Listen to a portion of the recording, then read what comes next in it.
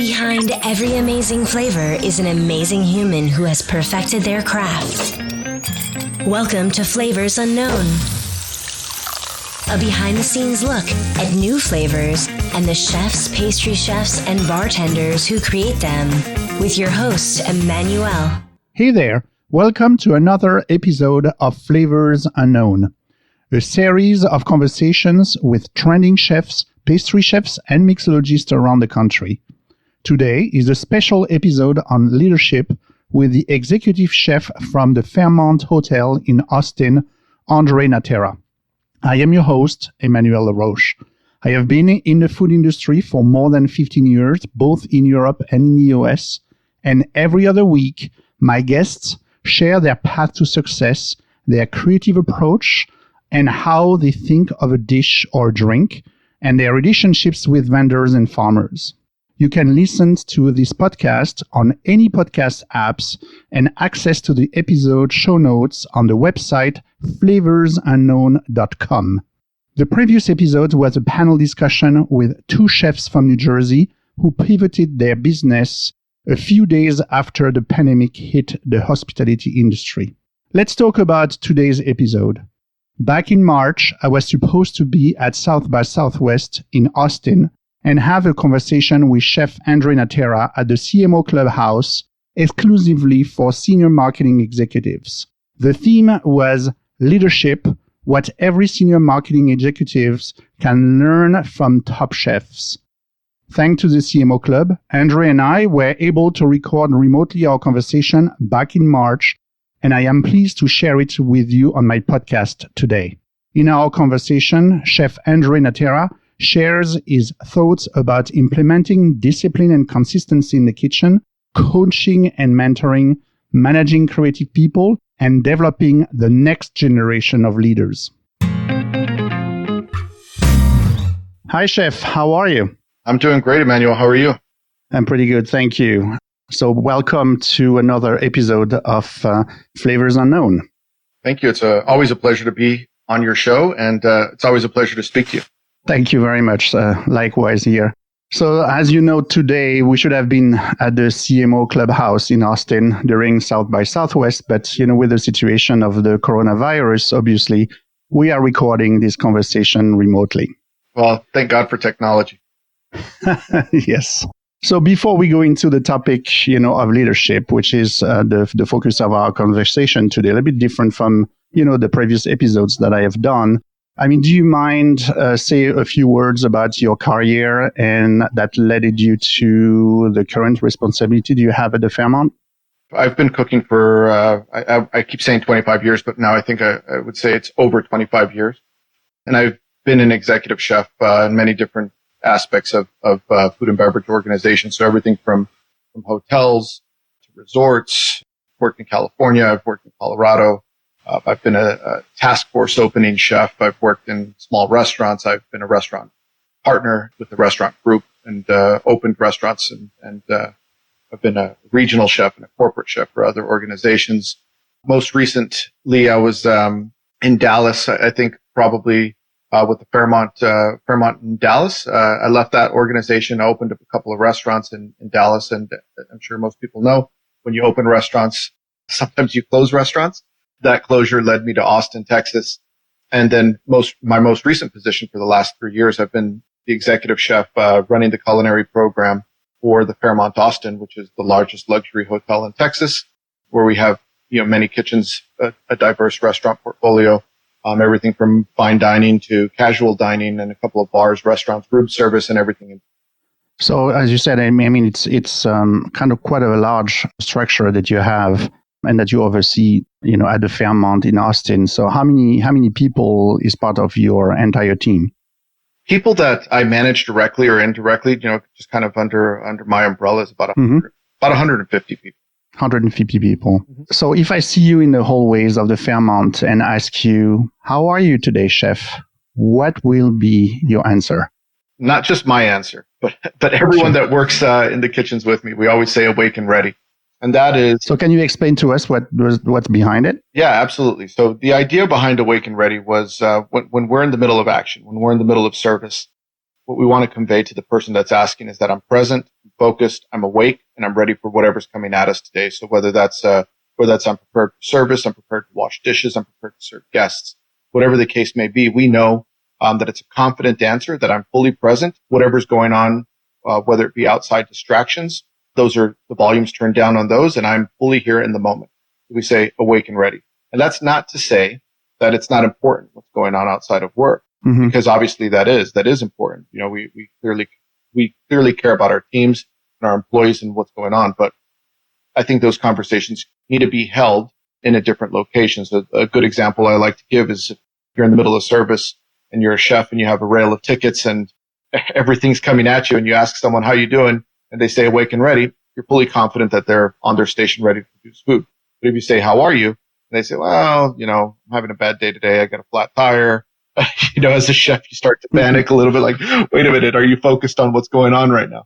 So the idea of awake and ready, it's just that, is that we're here, we're focused, and we have a job. So in your industry, the idea is that leave your personal stuff, you know, at the door, be confident and be present. Yeah, be present, be focused, be awake, and be ready for whatever's going to come at you today.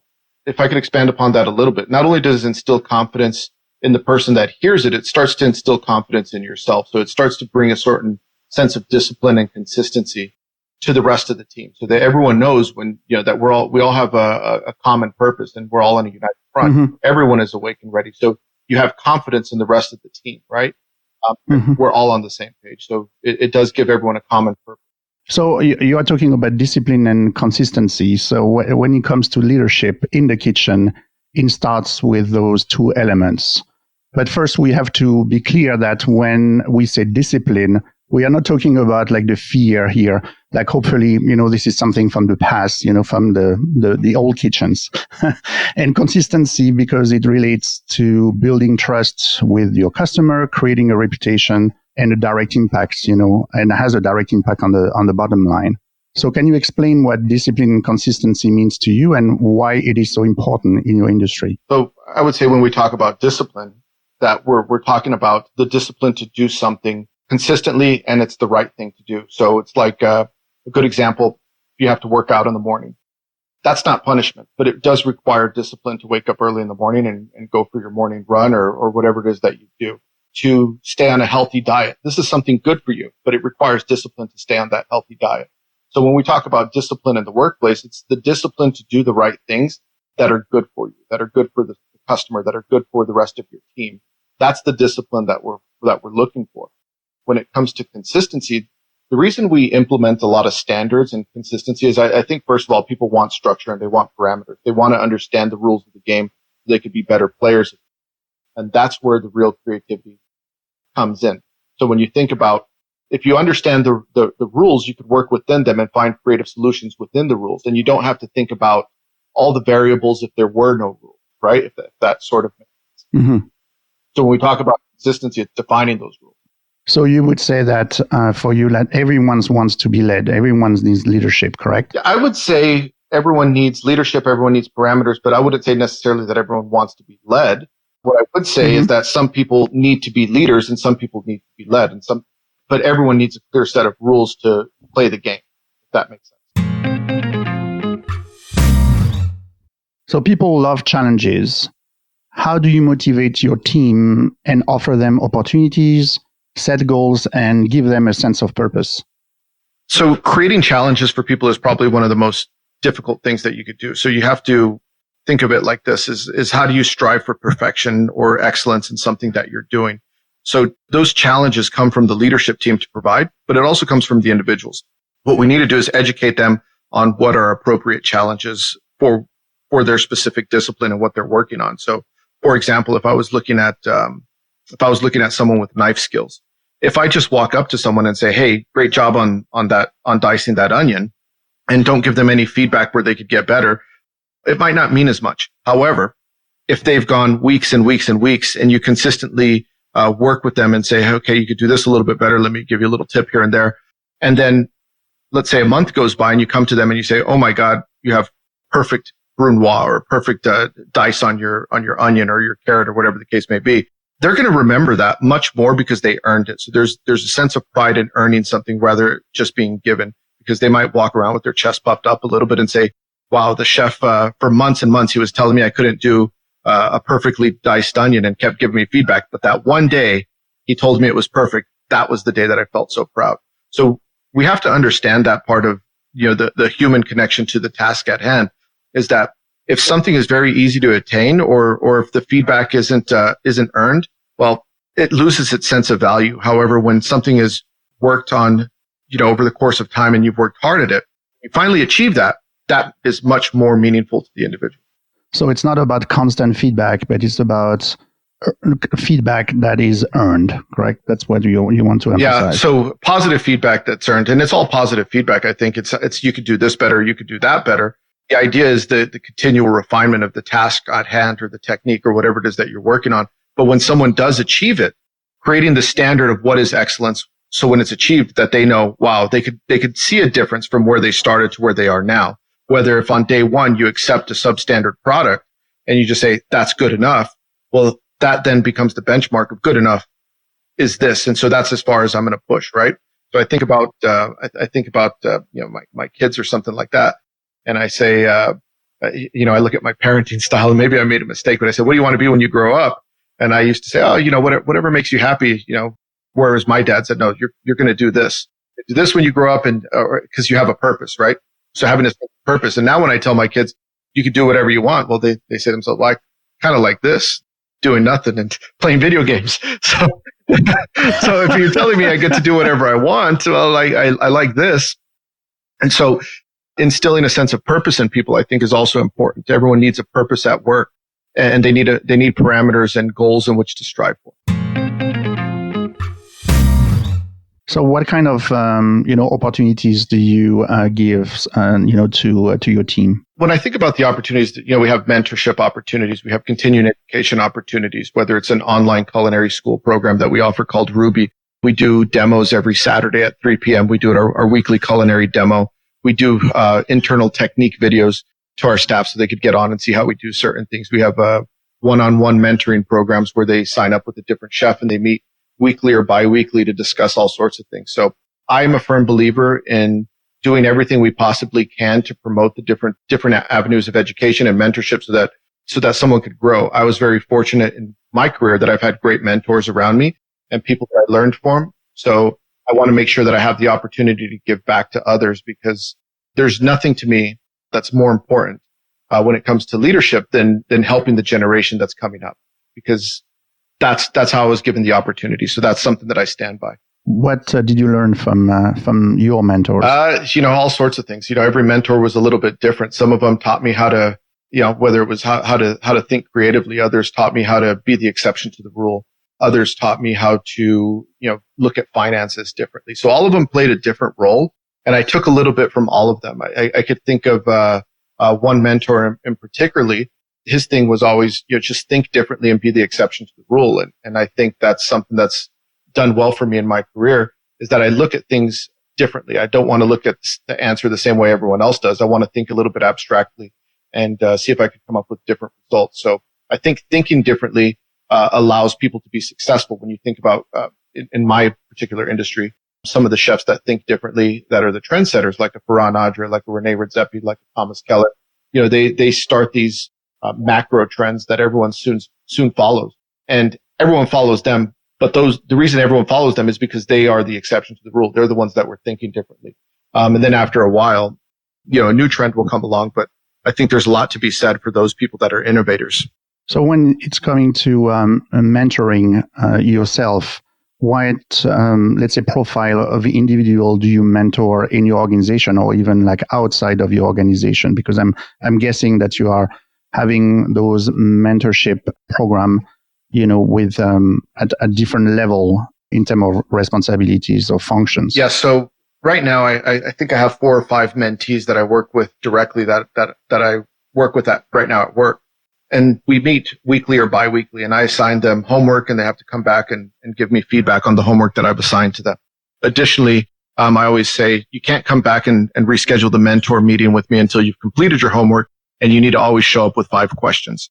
And so that we could discuss the questions that they want to get through. I could get feedback on their homework, And then I always provide them with new homework. And the homework that I provide them with is a little bit challenging because what I'm really after is not necessarily increasing a very specific skill set, but more of a bigger picture. So like I will say, you need to learn how to be more confident and ask for what you want. So the homework might be you need to go around and ask people for discounts, or you need to learn how to negotiate, or some people might get stepped on a little bit too much. So I'll say, your homework is to, figuratively speaking, go confront someone, go confront a bully in your particular world. So that might be a boss, that might be a subordinate, that might be, someone in your personal life, but it's have a confrontation with them. So I could push them out of their comfort zone. So everything is designed to push them out of their comfort zone a little bit and help them overcome some of the obstacles that they're facing in their career. The reason I tell people to ask for something, whether it be a discount or negotiate down the price of the watch or whatever the case may be, is because if you can't ask for something, then when the time is tough, you're not going to be able to ask for something. So when that time comes for a raise or that time comes for a new job, are you going to think you're worth it? And I think that was a valuable lesson that I learned early on in my career, is that people aren't going to give you something if you don't ask for it, because people will assume you're not interested if you don't speak up. And I know a lot of people that have, been held back a little bit because they think that someone's going to tap them on the shoulder and tell them, okay, yeah, you're ready for it. But sometimes that happens, but it doesn't always happen. And I think the people that ask for the opportunities would be surprised about how many doors open for them simply by asking. So building up the confidence to ask for something. So you're saying that your mentees have to come back to you in the session with 5 different questions, to you. Any type of questions, or are you looking for something in particular? No, I because I don't know specifically what it is that they need at that moment. So based on the questions that they ask, I'll start to decide on the homework that I have for them. So if a lot of their questions are like, hey, how do I deal with this difficult person, or how do I manage that person, or whatever the case may be, if I start to notice that, okay, their issue seems to be with confrontation, then some of the homework that I assign to them revolves around confrontation, just so they can start to overcome some of that. And outside of the Fairmont, you are part as well of another organization, which is a mentoring, organization for chefs. Yes. So the organization is Mentor BKB, and it was founded by Jerome Bocuse, Thomas Keller, and Daniel Boulud. And what this organization does is it finds, it recruits, and it funds a competitor for the Bocuse d'Or. But it's grown much larger than that. There's a young chef competition, which really identifies young and up-and-coming talent, and it gives them the platform to compete. There's a COME competition, which does a similar thing. There's grant and scholarship opportunities that are put out by Mentor, where if you apply for this Mentor grant, you have the opportunity to go and work in a kitchen of your choice, a world-class kitchen around the world. So, for example, if you want to go work at Noma, you get a paid sabbatical to go over there and spend some time in that kitchen, assuming that they're willing to accept you. So it's a great organization that really helps promote young and up-and-coming chefs, as well as support someone to compete and represent the country of the United States in the Bocuse d'Or competition. And what is your role in the organization?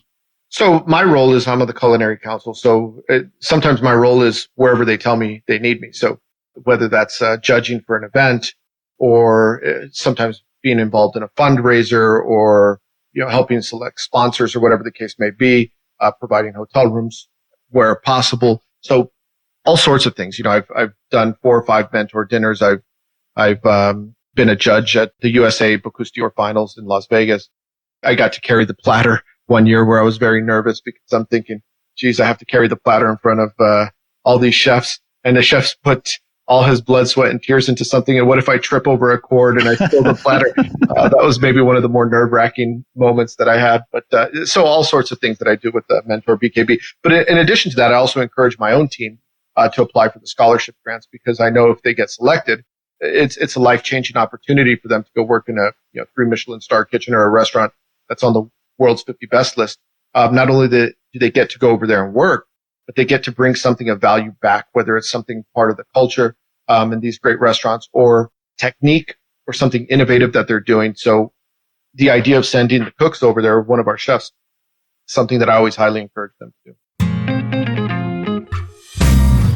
So if you are looking back in your career, what would you have liked, one of your maybe mentor or maybe one of the chefs that you work for, told you in terms of guidance and something that, it would have been like very positive for you for your future?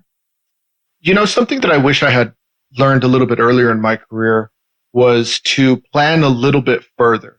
I've been a chef for a long time, and I think I think I always looked at it as like I'm going to be a chef forever, but eventually, what's next? And you get to a certain point where you think, what is next? And I love being a chef, and it is my passion. So right now, it's not a problem, but maybe one day it will become a problem where it is what's next. And I don't know if I've strategically in my own mind planned out the next couple of years. Maybe it'll be your sidekick on a podcast or something. Okay, I'll give you some advice there. So, in general, how do you inspire others? That's a difficult question. I think what I could do is I could give them the framework in an environment where they can be inspired. We talked earlier about creating a disciplined environment with a very specific workplace culture. That's the most important thing for me. And when you think about all the different distractions that we have going on, is like, I want to turn down the noise. I want to turn down the noise and have so much consistency that they could really focus on what's important. In my case, that's the food. So if we have standards for all these other things, they could really put a laser-like focus on what's in front of them. And that may allow them to, simply by turning down all the peripheral noise, allow them to focus on creativity on what's on the plate. That's my world. So I think you got to provide the setting for someone to be creative and be inspired. That's really something that's important to me. Is I need to make sure that all the tools are there, all the resources that are there for someone to be inspired.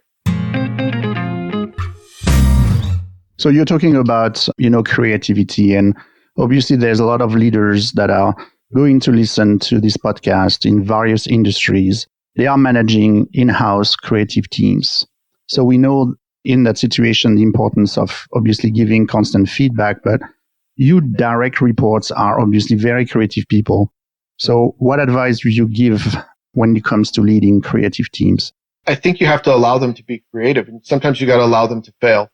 Sometimes a dish will come up that I know is not necessarily for me, and it gets presented to be put on the menu. And I might not be 100% sold on it, but the chef putting it in front of me is very passionate about this dish. So I may give him some feedback. If it's an absolute no, sometimes it is an absolute no, but a lot of times it's just a personal preference on my part, or I don't think it's going to work. But I need to allow them the opportunities to still try it and either prove me wrong, where, it gives me an opportunity to learn from them, or allow them to understand why it wasn't a good decision. So it's about allowing a certain amount of failure in a young up and coming chefs or industry people, just so that they have the opportunity to learn from their mistakes, because learning from mistakes sometimes is the best education. And sometimes you say it's an absolute no. So what are like those situations that it is an absolute no? Is it linked to, it doesn't fit maybe like the brand of, one of your food program within the Fairmont, or because it's lacking of a technique, or what's those situations? So I think I think you hit the nail on the head, is that what we're trying to do in all these restaurants is stay on brand. So for example, one of our restaurants is an Asian concept. So if someone comes up to me and, has something that's very far off and it's not on concept, then, if we're going for very traditional Asian style food and they come to me with something that's French Asian influenced, I might say that's kind of not on brand of what we're doing. It's a good idea, but maybe you put that in your pocket for the future for a different concept. But for this concept, it's very traditional Asian. Or if it's Italian and they say, they want to put, making this up, they want to do a hummus pizza. I'm going to say, well, that's kind of not what we're going for, right? We want a more traditional Neapolitan style pizza. That's the direction that we need to go. So sometimes it's just about redirecting them and helping them understand that it's not on brand or it doesn't fit. Those are the absolute no's. Let's focus on the hiring process. So hiring good people seems to be a challenge in your industry, especially with the new generations. So how do you make sure you place people in the right position and a position for their future success? Well, I think they need to be aligned with the values that we have first and foremost. So, that you could figure that out through good interview questions and kind of dig in a little bit and see how they answer. So, I learned from you. I have my set of interview questions, like you have your fastball questions at the end that I asked. The rapid fire. Yeah, the rapid fire. I said, there's no right or wrong answer, but what's your favorite restaurant? If you could invite 3 people over for dinner, who are they? Which chefs? What are you making for dinner? What's the worst day you've ever had in a restaurant? What's the best day you've ever had in a restaurant? How did you overcome the bad day? What do you do better than anyone else in the kitchen? So I start to poke a little bit and see how they answer. And I want to see, kind of where their mind is at, because simply based on their answers, I'll start to understand, they think like most people in this kitchen, or they think like most people in that kitchen. So it allows me to know where to place them, first of all, or if they think way further advanced than any of us are thinking, then I know that. So I start to ask that. I start to just poke a little bit. I've succumbed to falling for my own tricks before. I think so I asked the question. I said, if you could invite 3 people to dinner, who would it be? Chefs. And one of my interviews said, I would invite Thomas Keller, I'd invite Rene Redzepi, and I'd invite you. And I knew exactly what they were doing. I was like, oh, come on, we just met. You'd invite me. I knew exactly what they're doing, but I fell for it. I was like, that's a good answer. So simply by I heard that person. Yeah. I said, you're hired. That's a good answer. But, I knew what their trick was, and I totally fell for it. So this is really interviewing beyond like the skill sets, but it is really about like matching the culture of the company, correct? Yeah, I want to get to know them a little bit as much as I can, and how they think about whatever. In my case, it's food. I want to understand how they think about food. I want to understand how they think about leadership. I want to understand how they think about current food trends. I want to know where they get their inspiration, because I've been around long enough to know where people are looking and how people are thinking. So I want to probe them a little bit and see how it is that they're thinking. And every now and again, you find some really incredible answers, and it's like, wow, I never thought of that. But for the most part, I notice people sort of answer the same. And so what I'm looking for is where do they fit? Or the commonalities amongst it. And when you're talking about making sure that you are going to put them in a position for success, what do you mean by that? Well, I'll give you an example. I asked the question of, name 3 chefs that you would like to have dinner with, right? And if I'm hiring for my fine dining restaurant, most of the common answers are people in the high world of fine dining. People will say Rene Redzepi, Thomas Keller, Grant Achatz, so on and so forth, Daniel Hume. And so you start to pick up, okay, they're in tune with the top restaurants, and that's who they would gravitate towards and who they would become inspired by. However, if their answers are, and I'm just making this up, if their answers are Chef Joe, who I, worked next door to me, my neighbor who's a home cook, and, my best friend who's in culinary school, then I know, okay, they're not thinking on the same level as some of these other people. That's probably an extreme example, but I have had answers like that where, someone's applying for a certain job, and maybe I noticed that they just don't think about food the same way that the others in that group think about food. Now, that doesn't mean that they're not a good fit. They just might not be a fit for that particular kitchen where everyone is laser-like focused on food. They might be more suited towards an entry-level kitchen, which we have different levels of kitchens, an entry-level kitchen where, okay, you could start to kind of just immerse yourself in that environment where the conversations begin, and then you start to grow into that. So what are the keys to developing the next generation of leaders in your world? I think the most important thing is I think you need to be a good example for leaders, right? So that they could look at you and say, okay, I want to be like that person. Or, wow, that person was in a difficult situation and they made a good leadership decision. So I think, first of all, providing a good example for the next generation of leaders is first and foremost. Second of all, you need to develop them. You need to mentor them. You need to spend time with them. You need to coach them. And you also need to give them room to make mistakes and learn from their mistakes. And then the third thing is I think you need to push them, challenge them, and hold them accountable. Allow them to fail, hold them accountable for their failures, make sure they're learning from their failures, push them out of their comfort zone, and continue to develop them and not allow them to become complacent. And then fourth thing I would say, I know I said I had 3, but I would just add one more, is allow them to lead, allow them to get in front of people, push them to speak publicly, push them to make tough decisions, allow them to just get out there and do it, immerse themselves in it, even when they're not ready. But sometimes just doing it will start to build their confidence. Departmental silos, are seen as a growing pain for most organizations of all sizes. And it is a responsibility of the executive leaders to prepare and equip, their team with the proper mindset to break down those silos. So can you share with us a little bit the way, how you encourage, collaborations? So I think in order to break down silos, there's everyone needs to have a common purpose, right? So if we're all here for a common purpose, then we all understand the bigger picture. That's the unifying front for everybody, is what is the common purpose that everyone needs to have? And how do they play a role in that, in the bigger picture? So I think once you start to illustrate that for everybody and everyone understands that we have one common goal, then they could come together and break down those silos to understand how all these different parts play into that common goal. But that common purpose needs to be there. The second thing that I think needs to be there is a sense of belonging. They need to feel like they belong to the team, that they're a part of the team, that they're able to contribute. So if people have a sense of belonging and a sense of purpose, I think that's going to allow them to flourish on the team and break down those silos. But once you start to remove that sense of belonging or that purpose, then people are going to figure it out for their own. If you don't give me a purpose, I'll find one for myself. And if you don't give me a sense of belonging, then I don't belong, then I'm operating out here in a silo. So I think developing those two things and understanding that everyone has a goal, everyone has a common purpose, and we all have to have a sense of belonging. And that's created by the workplace culture. That's going to be created by the leaders at the top. But you have to identify that, and you have to know that, hey, it's our number one priority to create this for a team. Or if not, we have no direction in which way we're going, and the team is not on board. So this is like creating the setup, for breaking down those silos. And after that, what are like the steps that you are putting together in order to foster that collaboration? Once the sense of belonging is there and everyone has a purpose, then we need to create some tangible goals that we're all working towards. And then we need to be able to measure those goals. And when we're not hitting the mark, we need to be able to go back and identify why objectively. What did we do wrong? What could we have done better?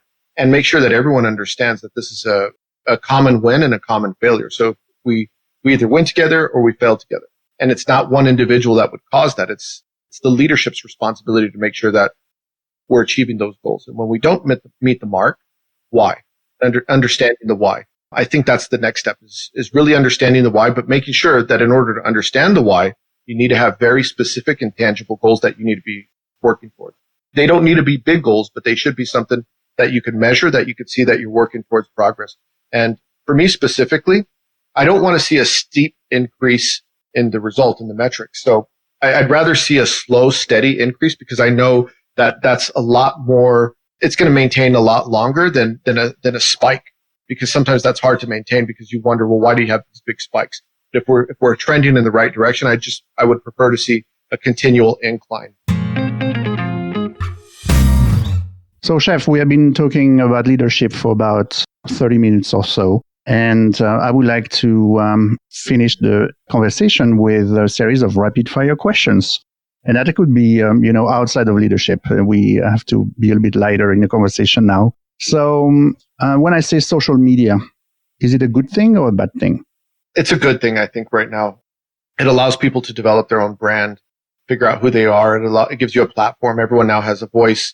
Everyone could market themselves. You don't need to hire a big PR firm. That does help, but everyone now could be their own marketer. And with the internet, you can figure out how to do certain things on social media.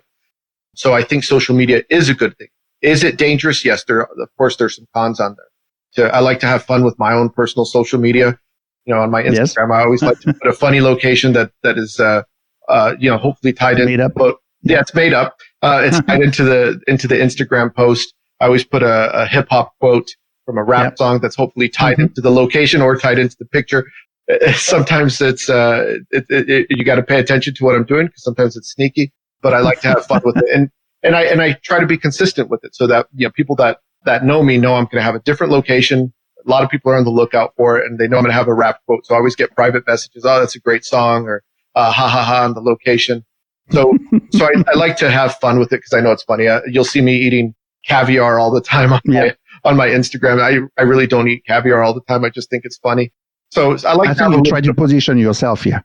Yeah, I want to position myself as that guy. I want people to know what to expect when they're looking at my page. Yeah, that's kind of who I am, and I want to put that up. Okay. Do you hate restaurant critics? I don't hate restaurant critics. I would ask them to be just a little bit more responsible at times. There's some very good restaurant critics out there, and I think that there's other restaurant critics that sometimes have an agenda that they're pushing forward. And I think that we have to understand as a restaurant critic that there's a lot of effort on the restaurant's part, the chef, the team there, to try and make a living. And you have a lot of power in what you write that could bring down the whole system, which is a lot of families, a lot of money, a lot of people's way of living. And so you do have a moral responsibility with what you're writing. So, it's dangerous to have an agenda to know that it's impacting people's lives. So I would say that is probably the biggest concern I have with restaurant critics. But sometimes you just want to read it for the fun. And I want to know how a restaurant is, as long as the restaurant critic is very objective and the feedback is consistent. I think that's good. But when it's a deliberate attempt to hurt the business, that's kind of not something I enjoy about restaurants. Okay. What is your most important pet peeves in the kitchen? They change all the time. They change all the time. I think right now it's when we have containers like plastic containers or metal containers, and if you label something with tape and then you don't take the tape off before you send it back to the dish station. I think that's one of my pet peeves right now, is just people that aren't considerate of the person that's going to have to take care of what you didn't take care of. So right now that's a pet peeve. So, and I have lots of them. Sometimes I'm known as Chef Picky, but right now that's on the list. Okay. What are you the most proud of? I think the people that I've worked with in the past and currently in the present too. So a lot of my chefs, have gone on to become very successful chefs themselves. Many of them have gone on to win many awards, whether it's a Rising Star Chef Award or Chef of the Year Award or whatever the case may be, James Beard nomination. I've had so many people that I've worked with that have gone on to be very successful. And to know that I played a little part in that, I hope. And hopefully I was a good role model for them and provided a good example. If nothing else, I hope a great mentor. Yeah. If nothing else, I hope that I inspired them a little bit, but more importantly, I hope I allowed them to see some of the greatness that they have in themselves, that they could also do it, that they could go out and be successful themselves. So, maybe instilling that confidence. I would say that's the most proud of. Right now, I got a team of, a lot of chefs around me, and we do a lot of events. And because I have so many chefs around me, there's always a different member at bat that we're going to get behind. So, sometimes it's the chef from Garrison Restaurant, and we'll all rally behind him to see him succeed. Or it might be a sous chef from another restaurant or a chef de cuisine from Review. And I try to take a role in my operation where I'm kind of behind the scenes. And when, I'm talking to, the people at Austin Food and Wine, and they come to me and they say, okay, Andre, who's up next? I'm going to say, okay, right now it's Chef Jordan from Garrison. I want to promote him. Let's put him out there. And, they come to me and say, okay, who's next? I'm going to say, who's going on TV next? I'm going to say, it's going to be our pastry chef. I'm going to put Chef Benjamin. It's his turn at bat. Let's all get behind him. So I try to take the role behind the scenes right now in my role. So I've had my moment where I've been on TV, or I have had the opportunity to be the face of the event, where now I just take the back step and say, let's let this one shine for the moment, or let's let that one shine for the moment. And I think it allows them the opportunity to grow and develop in their own regard. And that's very important to me, is to not be the spotlight hog. So I'm always looking for opportunities to prop my team up. So what is the culinary trend you wish would die of a slow and painful death? Well, I think if you looked at Food and Wine's trends, there was all about luxury ingredients as we're going into 2020. I think the new trend mid-year recalibration is going to be comfort food. So yeah, true. Let's see what happens. Maybe they are going to die. Yes, obviously with the current situation. Yeah. Current situation. We might need to reevaluate our food trends. I don't know what's on its way in and what's on its way out, but I would say, boy, I like luxury ingredients. I like dining well. So I hope, that the caviar, truffle, luxury ingredient trend continues. Yeah, that's what I enjoy eating. I enjoy the simple things in life: good liquor, great cigars, caviar. I'm very simple. I think that should be the words of the end of the interview, Chef. That's great. Thank you so much, for your time. Thank you so much for sharing your thoughts about leadership. I hope the people listening, got some interesting insights. And definitely for the people listening, next time you're in Austin, go to the Fairmont Hotel, have a dinner at the Garrison, fine dining restaurants, or go to a Review as well, or one of the bar. It's a great place, to have very, interesting, I would say, dining experience. Thank you so much, Emmanuel. It's always a pleasure to be on your show. Thank you. Appreciate it. I hope you enjoyed this episode about leadership with Chef Andre Natera. If you did, please share it with a friend or a colleague. It will take you only 2 minutes, and it will help spread the word, as word of mouth is the best way to add more listeners to the show. You can find the show notes of this episode and all previous episodes on the website flavorsunknown.com. Please follow us on social media at Flavors Unknown on Instagram, Facebook, and Twitter. Make sure to subscribe to the podcast as you do not want to miss any upcoming episode. In 2 weeks, my guest will be Chef Michael Gulota from New Orleans. Michael just got the Best Chef South James Award 2020 with his restaurant Maypop. We will discuss about the revival of the Southern cuisine and his Southeast Asian inspired cuisine utilizing the Louisiana pantry. I see you in 2 weeks, and until then, remember that people who love to eat are always the best people. You've just enjoyed another delicious episode of Flavors Unknown. Hungry for more? Hit subscribe. Tell us where you're listening from by leaving a review. And for social media and show notes, head to flavorsunknown.com.